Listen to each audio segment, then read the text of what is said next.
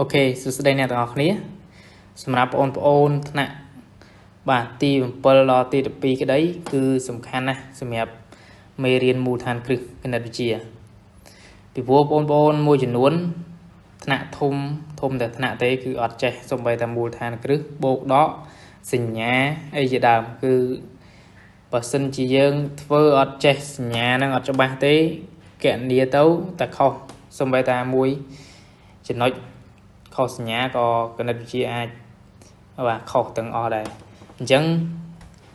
មកមើលលំហាត់នេះទាំងអស់គ្នាដែលយើងត្រូវតែដឹងពីការគណនាផ្អែកទៅលើបាទសញ្ញាឥឡូវខ្ញុំចង់បង្ហាញអ្នកទាំងអស់គ្នាការគណនាផ្អែកទៅលើសញ្ញាហ្នឹងអញ្ចឹងអានេះគឺធម្មតាទេ a នេះឥឡូវយើងដោះស្រាយ a សិនមក a ស្មើនឹង3បូក5ដក7អញ្ចឹងយើងគណនាបាទលេខបែបនេះគឺពីឆ្វេងដេញទៅស្ដាំអញ្ចឹងពី3បូក5គឺស្មើ8ហើយដល់7អាហ្នឹងធម្មតាមែនតើគឺអ្នកទាំងអស់គ្នា 100% គឺចេះបាទអញ្ចឹងយើងមើល b អានេះ10ដកឲ្យ12អញ្ចឹងត្រង់ចំណុចនេះគឺវាមកពិសេសត្រង់ថាលេខតូចដល់លេខធំអញ្ចឹងលេខតូចដល់លេខធំចេញមកបាទសញ្ញាយកទៅតាមមុខលេខធំអញ្ចឹងយើងមើលនេះ10ដកឲ្យ12អញ្ចឹងលេខ12វាធំជាងលេខ10អញ្ចឹងយើងយកសញ្ញាមុខលេខ12គឺសញ្ញាដកហើយយើងយក12ដកឲ្យ10មកអញ្ចឹងយើងឃើញថាវាស្មើនឹងដក2បាទ12ដក10មក2អញ្ចឹងអាហ្នឹងចម្លើយ10ដក12ស្មើនឹងដក2ដក2ហើយដក3អញ្ចឹងកន្លែងនេះយើងឃើញថាដក2ដក3អញ្ចឹងដក2ហើយដក3ទៀតអញ្ចឹងសញ្ញាគឺឡើងដក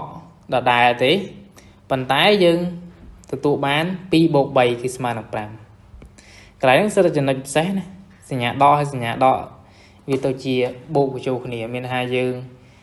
យករក្សាទុកសញ្ញាដកដែរប៉ុន្តែលេខគឺបូកចូលគ្នាបាទយើងមើលអានេះគឺដក8បូក11អញ្ចឹងយើងគណនាពីឆ្វេងនិងស្ដាំដែរបាទប៉ុន្តែអ្នកនរគ្នាមើលតើសញ្ញាយើងយកតាមមុខលេខធំហ្នឹងគឺសញ្ញាអីមុខលេខធំគឺសញ្ញាបូកអញ្ចឹងយើងយកបូកអត់សេក៏បានដែរបាទអញ្ចឹងយើងបានអានេះដក8បូកឲ្យ11អញ្ចឹងគឺយើងយក11ដកឲ្យ8អញ្ចឹងចម្លើយរបស់វាគឺស្មើនឹង3បាទតាមពិតវាត្រូវជាបូក3ទេប៉ុន្តែបូកនឹងមិនបាច់សេក៏បានដែរណាបាទឬក៏យើងដាក់អញ្ចឹងសិនទៅដើម្បីឲ្យអ្នកនរគ្នាមើលទៅបាទយល់បន្តមកទៀតអ្នកនរគ្នាបានដកប៉ះដកបាទដកប៉ះដកនេះទៅជាបូក2បាទសញ្ញាដកប៉ះសញ្ញាដកទៅជាសញ្ញាបូកអាហ្នឹងគឺចំណុចសំខាន់តកតងជាមួយនឹងសញ្ញាដែរបើយើងអត់ចេះដកប៉ះដកចេញមកបូកអត់ចេះបូកប៉ះបូកចេញមកបូកឬក៏ដកប៉ះបូកចេញមកដកឬក៏បូកប៉ះដកចេញមកដកអីក៏យើងដកប៉ះបូកចេញមកដកអាហ្នឹងយើងតតែចេះអាសញ្ញាហ្នឹងទាំងអស់ហ្នឹងទើបយើងអាចគណនាលេខធម្មតាទៅអត់ភ្លាត់បាទអានេះបូក3បូក2គឺវាស្មើនឹង5បាទឬក៏យើងដាក់បូក5អញ្ចឹងបាទសាមញ្ញទេយើងមើលដក9នេះខ្ញុំទុកនឹងដាសិនមកអានេះគឺវាមានសញ្ញាបូកនិងសញ្ញាដកអញ្ចឹងវាសញ្ញាផ្ទុយគ្នាចេញមកគឺដក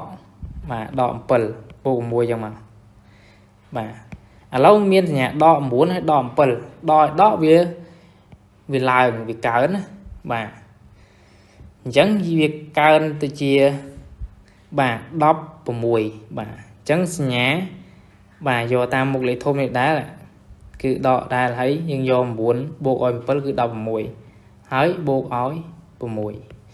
អញ្ចឹងយើងឃើញថាដក16បូក6ស្មើប៉ុន្មានសញ្ញានេះ